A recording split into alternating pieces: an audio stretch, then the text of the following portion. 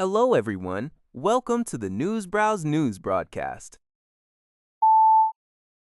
According to a report by DW, a massive Russian overnight air assault on the Ukrainian capital of Kyiv has killed at least 18 people and injured over 90 others.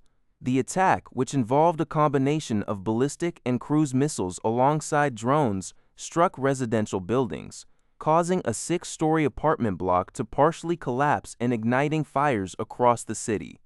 Kyiv Mayor Vitaly Klitschko described the 11-hour bombardment as the largest attack on the capital since the war began. In response to the strikes, Ukrainian President Volodymyr Zelensky renewed urgent appeals to Western allies, particularly the United States, for Patriot air defense systems and ammunition to protect civilian infrastructure. Russia claimed the strikes were in retaliation for recent Ukrainian drone attacks on oil facilities in the Moscow region.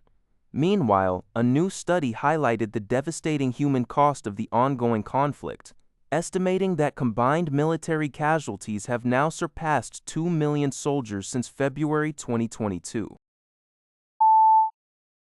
According to a report by Al Jazeera, the Vatican has taken the drastic step of excommunicating the priests and lay members of the breakaway, ultra-conservative Catholic group.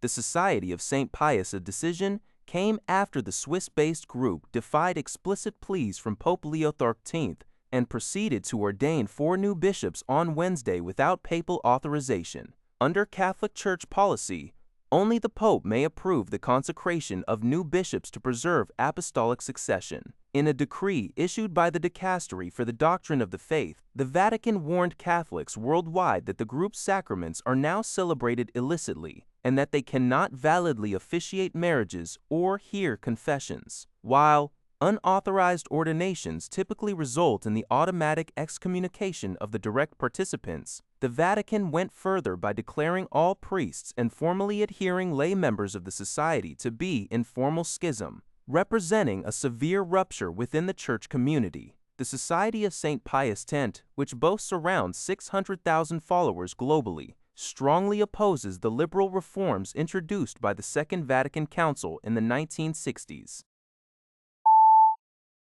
According to a report by Asahi Shimbun, a tragic accident occurred in Mukdahan province in northeastern Thailand on the morning of July 2, when an 11-year-old boy drove a pickup truck into a procession of Buddhist monks. The crash resulted in the deaths of at least 8 monks and left approximately 20 others injured, with 4 of the injured reported to be in critical condition. The local police indicated that the boy had taken his parents' pickup truck without permission and had driven for about 10 kilometers before crashing into the group. At the time of the incident, about 40 monks were walking along the shoulder of the road as part of a 200-kilometer pilgrimage from a local temple in Mukdahan province to neighboring Ubon Ratchathani province. In Thailand, a predominantly Buddhist country, monks are highly revered figures who hold a respected status in public life. Authorities are currently investigating the cause of the accident, which has deeply shocked the local community. According to the Antara news agency, Indonesia and Belarus have formalized 7 priority cooperation agreements to deepen their bilateral relations and expand practical cooperation across several strategic sectors.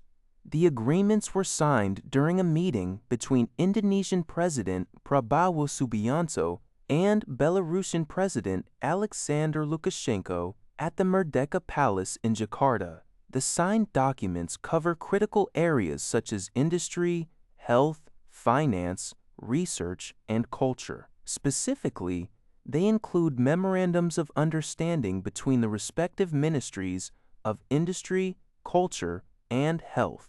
Financial cooperation was established between Indonesia's Financial Services Authority and the National Bank of Belarus, alongside an intelligence sharing agreement to combat money laundering and terrorism financing. Furthermore, scientific and technical cooperation was agreed upon by Indonesia's National Research and Innovation Agency and the National Academy of Sciences of Belarus. In addition to these 7 pacts, both nations adopted a comprehensive 5-year roadmap spanning 2026 to 2030. This roadmap provides a strategic framework for expanding bilateral collaboration, boosting economic growth, and fostering innovation. President Prabowo expressed optimism that these agreements would be implemented swiftly to deliver tangible benefits to both nations.